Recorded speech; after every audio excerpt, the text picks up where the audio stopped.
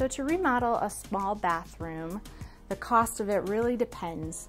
It depends on the tile that you pick, if you're doing a full marble bathroom or if you're doing a porcelain tile.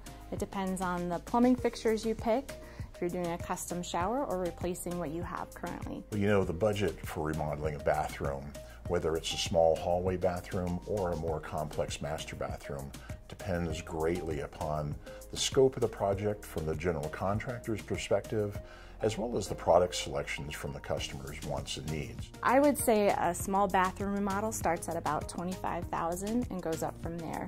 For a master bath, you're looking at starting about $35,000 all the way up to $60,000, $70,000. The sky's the limit of what you can spend there. For a bathroom remodel from start to finish, you're probably looking at about 8 to 10 weeks from demo. Your cabinets take anywhere from 4 to 8 weeks to come in, so it's good to prepare a couple months ahead of time from when you're wanting to have your bathroom finished.